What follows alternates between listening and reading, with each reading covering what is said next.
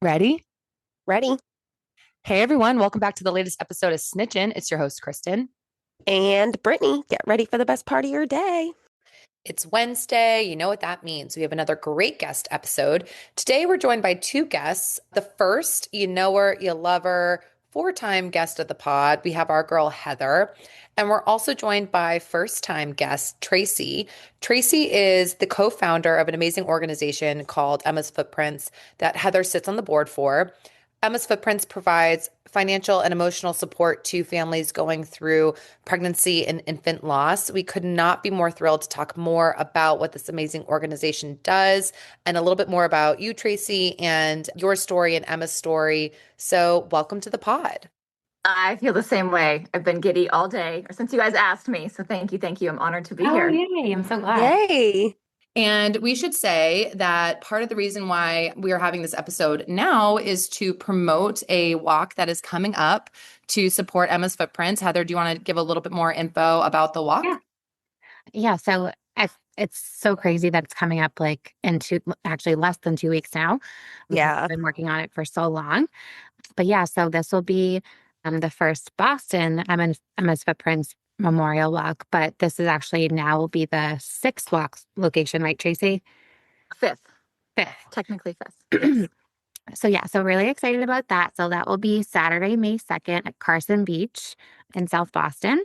And yeah, so anyone listening that has not signed up yet, would love to have you and come support other families, walk teams. Yeah.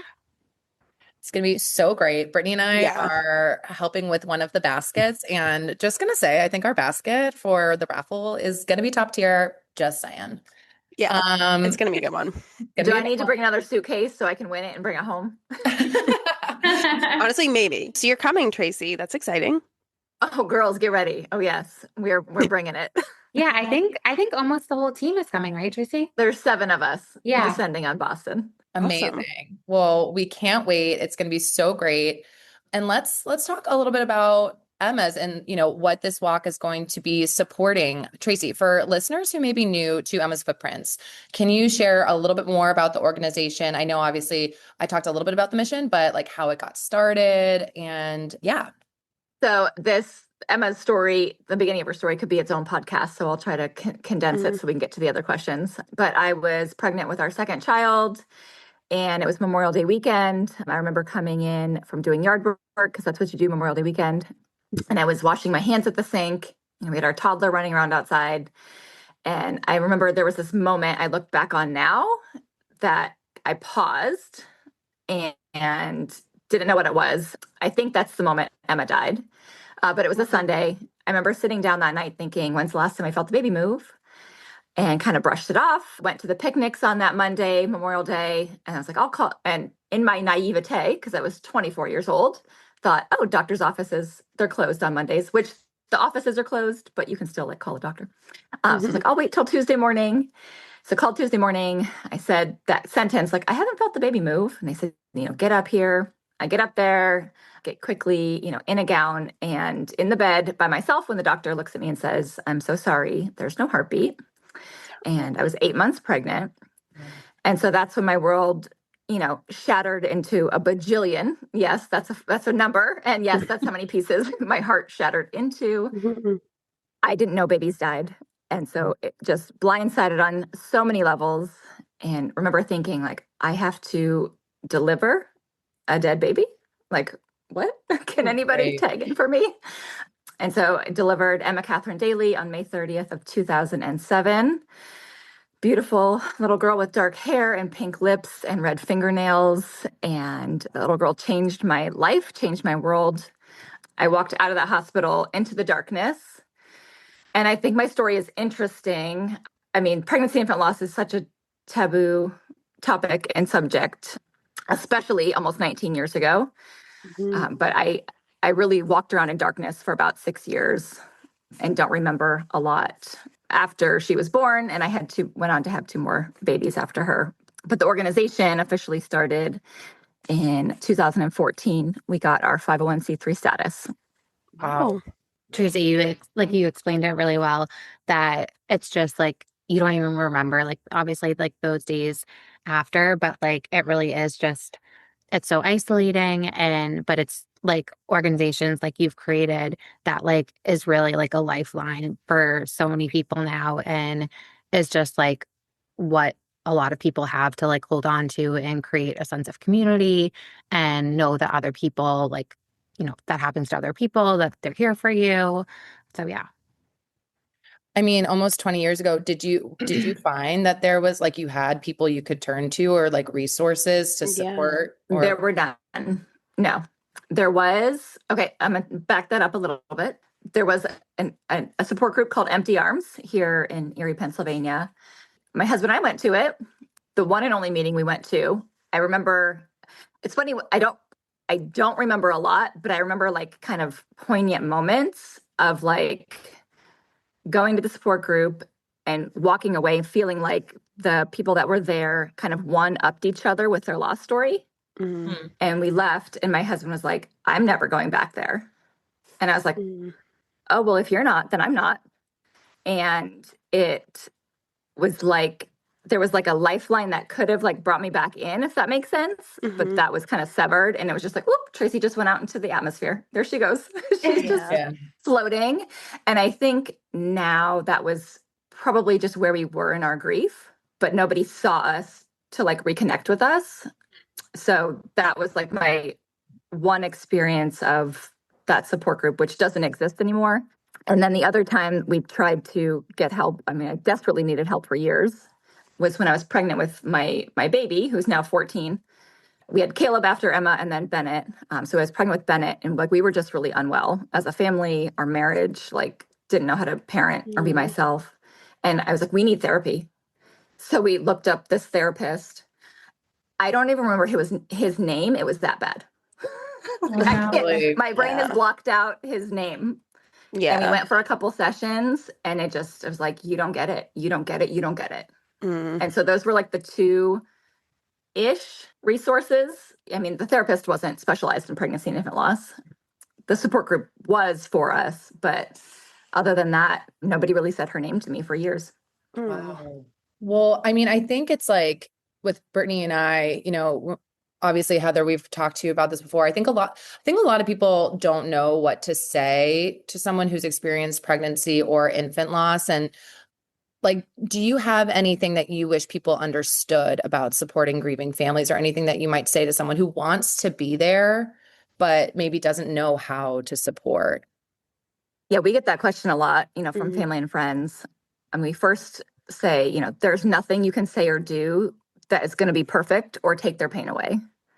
And I think that makes humans very uncomfortable. Like they want to fix it. Mm. Yeah. Most guys want to fix it.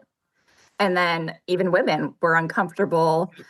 We want to like bring them dinner and we want it to be all better. Yeah. So I like try to level the playing field of like, there's what you can do is you can show up consistently. What you can do, tips I tell people, put the lost date in your phone and make it a reoccurring event every year. Mm. Do that, so get ahead of it, like use technology. And so that's like an ongoing thing. Mhm. In the first couple weeks and months, we had Julie, our executive director, who you'll meet at the walk. She talked about, she had this group of friends. They got together, they collected their money and sent her and her husband gift cards every month. And she never knew where it was coming from. Every month on Gus's death date for that first year, they got something in the mail. Wow. And I was So like, that's a nice. really cool idea. Yeah. Yeah. So, I bring up ideas like that. And then I love to hear what people have thought of themselves, so it's like we just create this kind of toolbox of how you can show up, what you can do. One of the biggest lessons too is like this doesn't stop. Like Emma's gonna be 19 this year. I'm her mom now. I was back then. I'm gonna be her mom till I die. There's no Right. finish line. And that's really a hard concept for people to grasp too. Yeah, That's I powerful. can see that. And I feel like Heather, when we like you've told me before, you would say like, I like talking about Lila. Like, don't be afraid to ask me. And Yeah. like I will tell you if it's not a time I want to talk about her. But it's something you said about, no one saying Emma's name to you for a Mm. long time, Almost like 6 years. Yeah. 6 years. Yeah. That's like, wow. Yeah, and I think like the point of sometimes when people like, again, they don't know what to say, but like just saying nothing, I feel like is worse than like you're not gonna like say the wrong thing unless you say something like totally like outrageous. If you whatever you say, like the person is still missing their baby, they still like that's that feeling and like sadness, like whatever you say isn't gonna make them feel any worse. And it's like acknowledging what happened. So That's helpful. And even like, I remind people like, say the truth. This sucks. This Yeah. is, this is not fair. I wish Yeah. this was different for you. Right. When you say that, I don't know, Heather, if you can relate, I get these kind of like pictures in my brain sometimes of like, we're holding this thing, right? And it's very sacred and it's special, but we're wounded. And like, we want to set it down with somebody. And so we'll like kind of tiptoe in, like, can this person handle it? Mm. And like we go to we need to set it down because it's so heavy. And we'll try to set it down. And if somebody says something, we can immediately tell this is not safe with them. yeah. And so we'll pick it back up. Yep. Mhm. And so like we might try that, like a newly grieving mom or dad might try that 2 or 3 times with people. But usually we quickly learn nobody else can handle this. Nobody else can hold my heart. And so then we just carry it until we bump into somebody that gets it and they say things. We're like, huh, you do get it. You're not rushing me through this. You're not scared of my heart or my heavy or my story. Mhm. And so like we'll lean back in a little bit. And then the more people you meet, does that make sense, Heather? Yeah, no, for sure. Right after Lila or maybe not even right after, like I feel like I had something happen to me. Like actually this was like months after she passed away. It was actually a neighbor of ours that lived a couple doors down. And for whatever reason, she was like, "Oh, Heather, like I haven't seen you like out walking like the baby at all. Like have you guys just been like staying inside or whatever?" And I'm like, in my head, I'm like, does this woman like not realize like you haven't seen the baby, I haven't been walking a stroller. It was just a weird like thing to kind of like say. Mhm. And again, I was like so caught off guard that she had even said that. So like I started crying and I told her what happened. And she just like turned like so white. She just didn't even have words to like say and was like, I'm I'm so sorry. And it was just like it was so uncomfortable for like the both of us. And then like I was just like we just like I walked away and like that was it was like done. But like stuff like that does happen, I feel like a good amount. And it's just because like when you're telling that to someone, I also feel bad that I'm then putting like my grief story onto somebody else. Like, I don't want to tell you that, but what am I going to say? I'm not going to lie and Mhm. like tell you, oh, she's home here. She's not. You're my neighbor. You're going to know. Mhm. But it is really hard, like putting that onto somebody else and being like, oh, I'm going to like tell them this awful thing and like ruin their day. Yeah. It's Um, so awkward. Many awkward interactions. yeah. Yeah. That's tough. Hearing that, it makes me like frustrated for you because I it's like know. you're having to manage Yeah. someone else's reaction to your loss. So I can see also why, especially like Tracy, back to what you were saying before, pre Emma's not having any support groups around you or people who can relate. Like, is that part of the reason why you decided to start Emma's? And how has that community helped you, since you guys founded the org in 2014, you said, right? Right. So this was never on my bingo card. This was not my plan. When I was a little girl, I did not want to start a nonprofit. I went to college. I have an accounting degree and a Mhm. criminology minor. Like what? Wow, what a like 1-2 combo. What? Yeah. I'm an athlete. I was going to play basketball in college, but like I'm all over the place. I have always wanted to help people. Like growing up, I just knew I wanted to help people. So walking around in the darkness, for 6 years, it was actually my co-founder that had suggested. So it's just so funny how you meet people and things happen. And her husband was like a volunteer for the March of Dimes. Great organization, right? Mhm. So she had reached out. She's like, hey, can we, they're looking for more family teams. Can we do a family team in memory of Emma? And I was like, huh? Like nobody says her name to me. Mhm. And I was like, yeah, I'd like that. And so we like put on these little fundraisers. We started raising money for the March of Dimes and, giving them money. It's like, my heart was so happy. I was like, I just need to be her mom. Nobody gave me that permission to be her mom. And so I was doing that, was loving it. I had 3 young boys at home. I just felt like this tugging on my heart to do more. Because while the March of Dimes is great, if somebody calls and says, my baby died, they say, so sorry, we can't help you. So it's not really in the lane of the mission. And so I ignored that prompting and tugging for a long time. And then I just couldn't do it any longer. So I Googled, how do you start a nonprofit? I was like, all right, fine. We'll see if we can do this. And a big part of my story is my faith and like the Lord. And so I felt like he was the one asking me. And I told him no a bunch of times. But when I said, fine, I will start this nonprofit and it will fail because I have no idea what I'm doing. Not qualified for this. You chose the wrong person. So Googled printed out the 15 steps, and one of the things was like, find an accountant. And I was like, well, hey, I have my accounting degree. Check. Look at me go. Okay. And so I'm like, okay, but I'm not an official accountant. So I called a family friend and I was like, hey, I think I'm about to start a nonprofit. Can you help me fill out the 501c3 paperwork?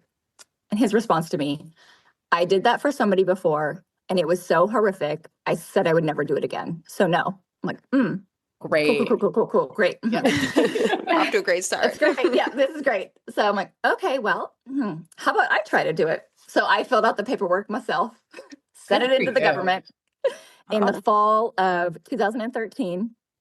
And the only reason I remember that is because I went to the post office, I sent it away, and I left and I was like, Tracy, you're not smart. The government is shut down. What are you doing? It's going to sit on somebody's desk. Oh my God. They're not working. They're off of work. And back then, they didn't send you an email saying we received your application. They don't send you nothing. You just wait for an acceptance or a denial letter. Wow. And I was like, okay, so we're operating as a nonprofit. Oh, I had to break up with the March of Dimes because I was like, hey, and they're like, we saw this coming. Like you guys are doing great things. You're doing big. It's so needed and necessary. They were big champions of ours. And so it's like, we got to break up with you and like raise money for ourselves. So we were operating, we were helping. I think we helped 5 families that first year in 2013, which is hilarious because now we're helping like 5 families a day sometimes. Wow. And in May of 2014 was Emma's 7th birthday. And we started doing backyard makeovers on her birthday.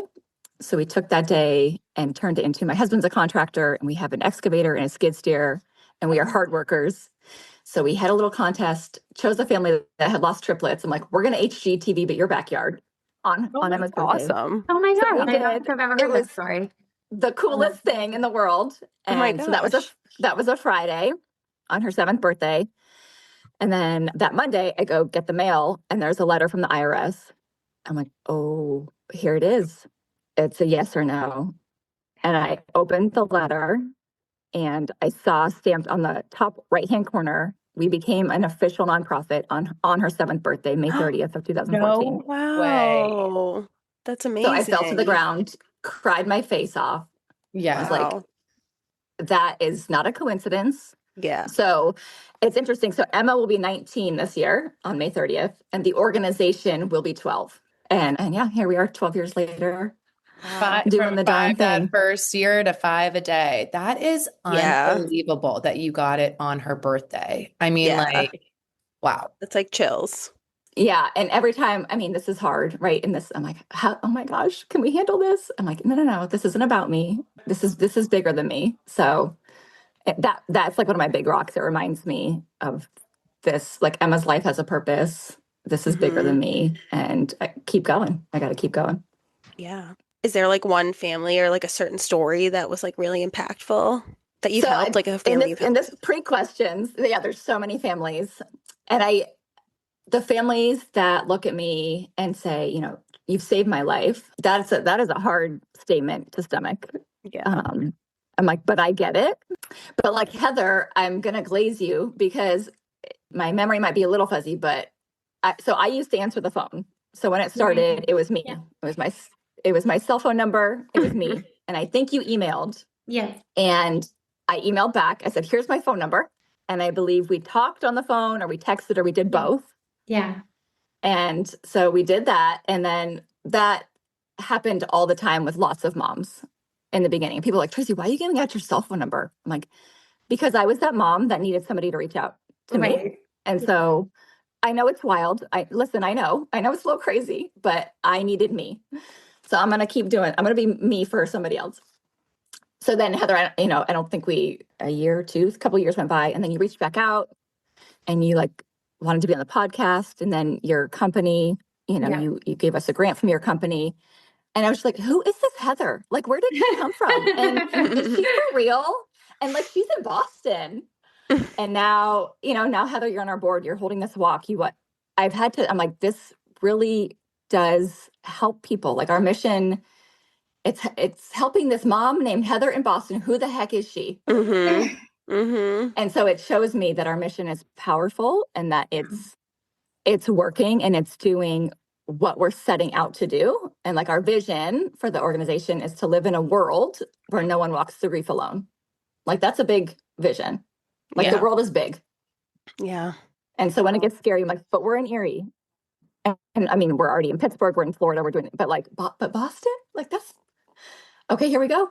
Heather's there. Like we got Heather. I'm like, that's really cool. So it's Heather. And I love what you're saying about like, yeah, maybe it might sound crazy to give, so many people my cell phone, but like I understand that this is what I need to do. And like, I mean, I'm even over here being like, you started this pre the AI, like there's so much that was probably overwhelming to start a nonprofit on your own. And it's like, I'm just going to get it done. Like, let's go. Yeah. Very inspiring. That. I'm an athlete.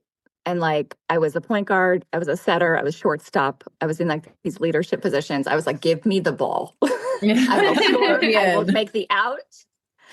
And so I feel like that has that grit and that tenacity and that, I don't want to say competitiveness, but that drive is like, I mean, days are hard, weeks are hard. This mission is always heavy. It's never good when the phone rings, but like, we can't stop. Like families need us. 100%. And on that, you guys offer practical support. You help with financial, funeral costs alongside counseling costs, also emotional care. So when you were, thinking about the mission and like the programs that you were going to have to support families, why was it important for you to address both the financial and the emotional burden that families face? So also after I called the accountant and he told me no, I called my friend who runs a business. I was like, okay, so a business is like a nonprofit. I was like, hey, Erin, can you tell me what to raise money for? She's like, what? And she just asked me questions. She's like, well, what did you need? I'm like, well, we had to pay for Emma's autopsy and that was $600 for a young 24-year-old, my husband and I, 19 years ago. That's a lot of money. Yeah. We didn't have that money. I was like, no family should ever have to pay for that. Yeah. So I'm like, okay, so we're paying for burials and cremations. Check. I was like, okay, well, if you bury and cremate, well, then you're going to need either a headstone or an urn. And again, no family should have to pay for that. So add that to the list. And then I was like, okay, and we got to find somebody that can help families through this. We need a professional that we can, pay because this is, we have amazing volunteers, but this shouldn't be, we need a professional that we can pay. So there was like, the emotional support part of it. That's what the money we raise goes towards. We've added things on over the years, like we do couples retreats. We send care packages to every family. It's cool when you start an organization, you kind of get to make the rules and see like, where's the need and, what can we, and as long as it stays within, specific boundaries, it's fair game. But so when a family calls, say like, hey, we're going to pay that funeral bill for you. And they're like, what? Like, who are you? Where did you come from? Like, we don't have to fill out anything. I'm like, nope, you don't have to fill anything out. No requirements. No, I don't care. The emotion that comes, the gratitude. And I'm like, we love being able to do that. But like the heart of our mission is to walk beside the family on their journey. So like, we don't want to just write a check and say, hey, we did something great. Good luck, figure it out. Right. To us, that's like a foot in the door to show people we're serious. We're going to meet you here. We're going to take this burden off your shoulders. We're going to help guide you on this path. Like here's our counselor, email her. We pay for 15 sessions. Here's the support group. Here's some guideposts on your grief journey because it all looks different. And, you put a different piece in the puzzle at a different time. But walking beside the families on their journey for however long. It's just such an honor. That's amazing. I also just wanted to touch on two other really important services that are like two of my favorites, which are the podcasts. And that's how I found Emma's actually, because obviously, as Tracy said, Emma's was founded in Erie, Pennsylvania. We're obviously in Massachusetts.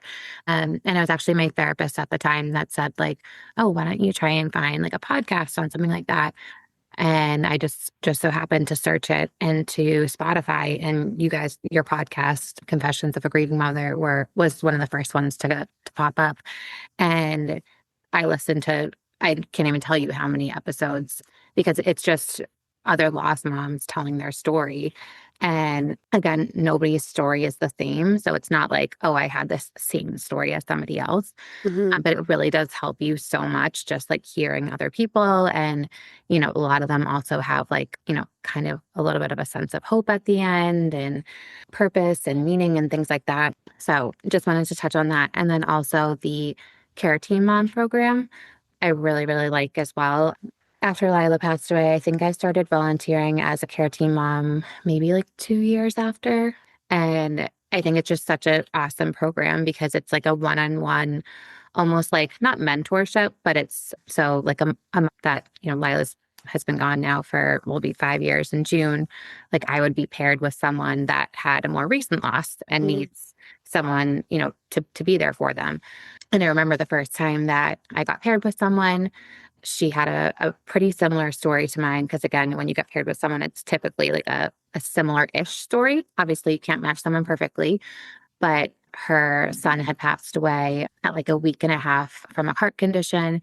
And I remember being like, oh my gosh, like, I've never talked to this woman before. Like, is she gonna really? I don't know. I was just like a little nervous, like getting on the phone, like because she wanted to talk on the phone. And I remember telling Owen, I was like, oh, I have this phone call. Like, I don't know how long I'll be. And we ended up talking for like, I swear, it was like almost an hour and a half. Wow. And I was just like, okay, like, it was just like, we just like really connected. And again, it was just over what had happened to both of us, and I just let her tell me whatever she wanted and, give whatever advice at that time. It was more of just her telling me her story and me listening. And I really, really love both those things that you guys do. So I wanted to make sure we mentioned that. Yeah, thanks. Awesome. Yeah. I feel like going, like how you guys said earlier, like it can be very isolating. I can see how those things would be like huge for someone, Yeah. even if it's just like you said, like just listening and acknowledging.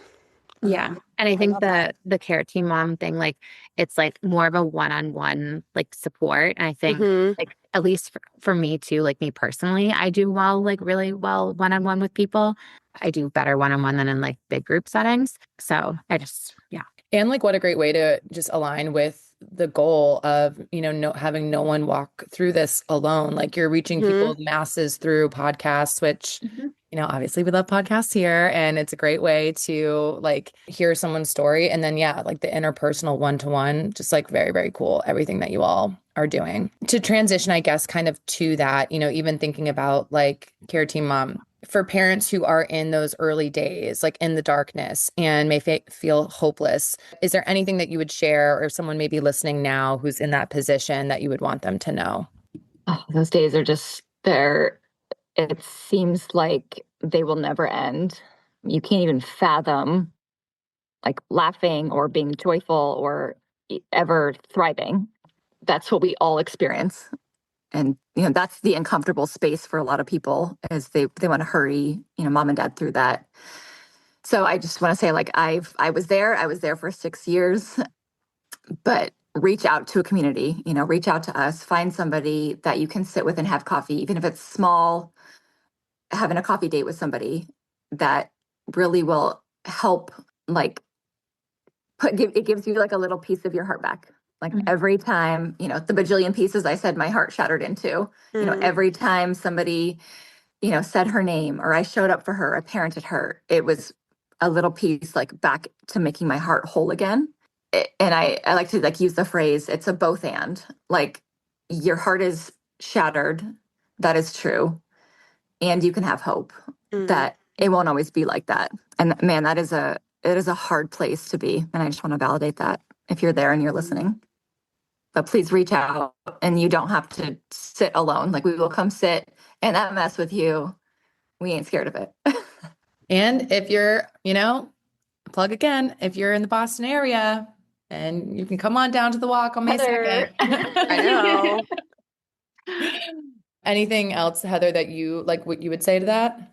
I do think the sense of community that Tracy, you already touched on, it is so helpful. And I know it's so hard at first. And like you don't want to like make that first like phone call or try and connect with someone, but I promise it'll be so worth it.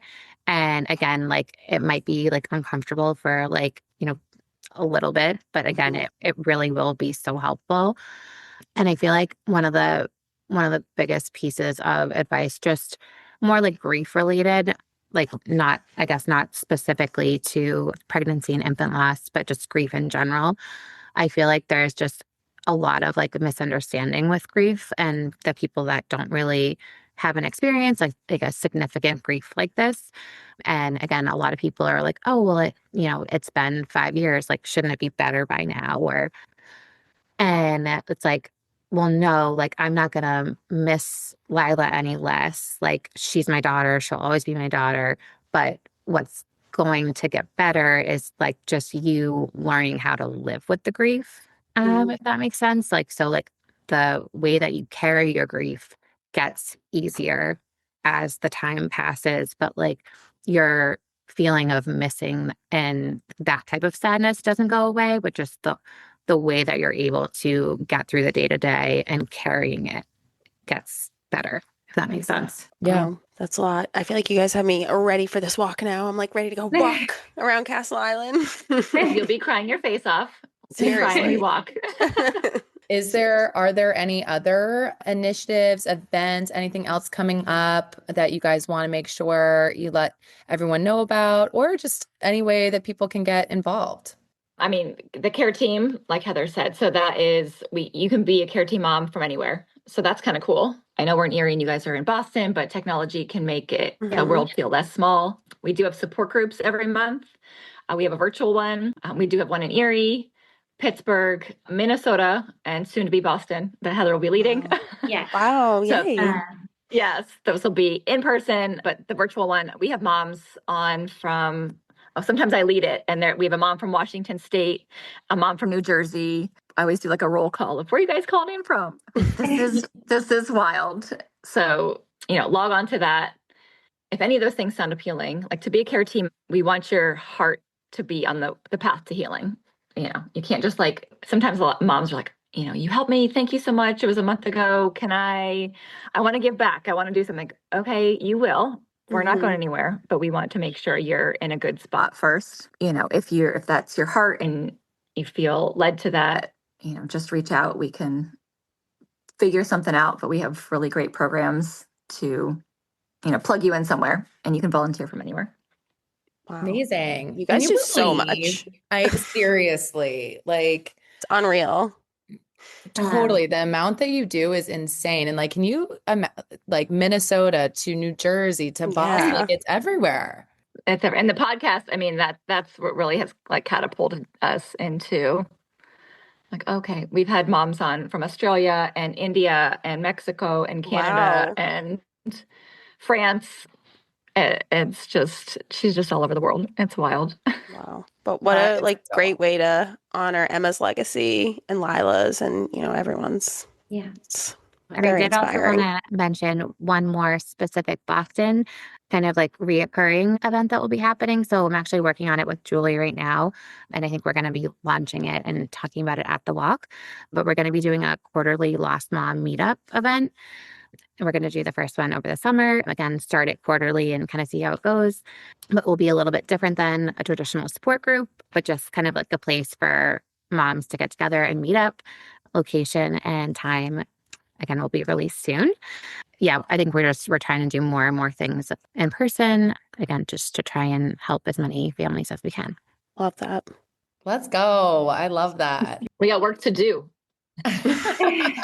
Well, Thank you so much, Tracy, for coming on. Like, this was so awesome. You are so inspiring, and just Yeah. everything that you and Heather and your whole team, like everything you're doing is so important. So we are honored that you're here. Is there anything else that we didn't get a chance to ask about in terms of Emma's and the org? Anything else that we just want to make sure we give you the platform to share? Yeah. So our mission boundaries is, so we say pregnancy and infant loss. So pregnancy loss, what I mean is the moment you find out you're pregnant, if you get that pregnancy test and the next day you start experiencing. So we want to change the word miscarriage to early term loss. So I'm not going to say the M word. So when I say early term loss, that's what that means. So an early term loss up until if the baby is 12 months old. So, a year, 12 months, that's our mission boundaries, that we will pay for those things that I mentioned before, like our mission expenses. So that's an important thing. It does not matter when your loss happened. We have had families that it has been 30 years and they reach out and they could never afford a headstone for their baby. I'm like, that's unacceptable. We're going to pay for that. Oh. So we will do that. And just watching, all stories wreck me, but, as a mom and specifically like in that instance, right, feeling like they couldn't give their baby what they wanted to because they couldn't afford it. Like that should never be a thing. So I'm like, we're paying for that. I'm like, Totally what? agree. Like, yeah, unacceptable. So it doesn't matter when your loss happened. I can't pay for that burial, but we can pay for the headstone. You can do sessions with Pam. You can take advantage of all the other things that we have. So, I meet so many moms that when they find out what I do, they'll say that I had a loss, 25 years ago. I wish you guys were around. I'm like, we're right here. Yeah. We're right here. It's come along. Yeah. You have, And that's what you said too. Like, you're Emma's mom 19 years, Right. later. And it's like all of these women. Meeting those moms, that's a whole group that's like untapped. That's powerful because of just how, the stories I've heard of like what used to happen and what they thought was the right decision just has caused, just wreaked havoc, them taking babies and never letting mom see baby, like just stories upon stories of, again, what they thought was the best. And those moms and dads have carried that around for years. And so Wow. I think those are two important points to point out. Definitely. Last note, kind of a tangent, but so how old are your three boys? I have a 20-year-old named Jackson. Men. Men. I have, yes, teenage men. Seriously. That is Emma's older brother. Emma, like I said, will be 19 this year. So, and they're all two, but she's 18 right now. And then Caleb, who is 16, has his license and is driving, just got a job at Subway. Wow. And Bennett, who is 14 in 8th grade, going into high school this fall. I just love them so much. My niece is 18. Well, my oldest niece, I have 4 nieces and nephews, and she's just graduating high school this year. And I am like beside myself. I cannot believe that happened. Yeah, even I am. I'm like, what the fuck? I know. No, truly, you are too. Like, what? But what do you like about having teenage boys? Like, teenage to 20s? Any like highlights about these ages? So I have been saying lately, I'm like, all of my boys still hug me. Like that is a win for me. They tell me they love me. They hug me. They ask for my advice. They want to hang out with me. It is. And anybody listening, that was not the trajectory my family was going on after Emma died. Like y'all, it was so bad. It was hell. Yeah. And that's why it's that important to walk through your grief, work at your grief, fight for yourself and your family. And if I wouldn't, they wouldn't be hugging me. We would be an emotional mess because that's just the path we were on. Yeah. To me, those might sound little or silly, but they're huge wins. And just teaching them, we talk about Emma and, we joke, like, would she have freckles? And, would she play basketball? We all play basketball in my family. Or, which one of her brother's friends would she be dating? And just, she's a part of our house and we laugh and we miss her like crazy.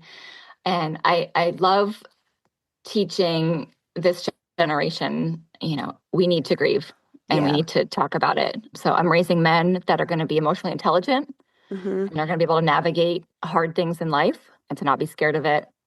And yeah, I mean, Emma, she'd be graduating high school this year. I'd be going prom dress shopping with her Wow. this year. And so that is, something I'm grieving and going through right now is I don't have another daughter to do that with. Boys don't care about prom. So, I have to like borrow my friends' daughters. Can I go shopping with you? So just saying that, right?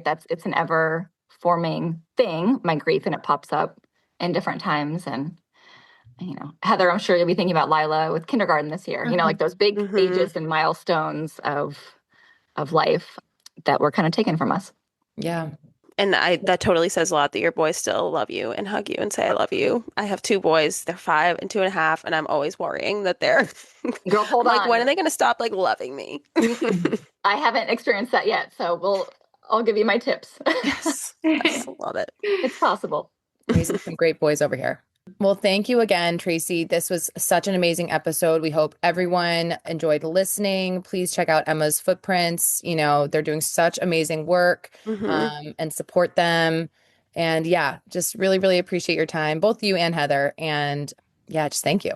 Yeah. And we'll make sure to post all your guys, a link to where you can sign up to learn more, sign up for the walk, et cetera, and your Instagram handle and whatnot, the podcast. So you guys keep an eye out if you want to learn more. But yeah, super excited for May 2nd. Everyone, you better be there. It's going to be the spot to be. I did also just want to really quickly say thank you to everyone that has donated, sponsored, all the vendors that are going to show up that day.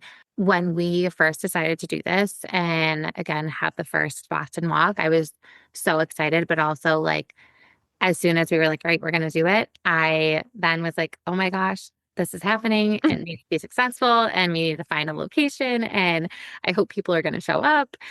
And it wouldn't have been possible without all the support that we've received. And again, it means the world to me. I know it means the world to so many families. So again, just thank you so much to everyone that is going to be coming, has donated, whatever you're able to do. We so appreciate it. Yeah. This is not going to be a regular walk. No, bring your tissues. And just in that lane, Heather, thank you for what you're doing. And to my kick-ass team here in Erie, Julie, Fallon, Lauren, Ashley, Christina, and we are a small, mighty team, and they work their asses off. And we can't wait to meet y'all in Boston. Yay. Same here. Well, yeah, that's all we got for you guys today. Make sure to like us, follow us, comment at us at snitchinpod on TikTok and Instagram. Go to our website, snitchinpodcast.com, and tell everyone you know about us. Thanks, guys. Bye. Bye.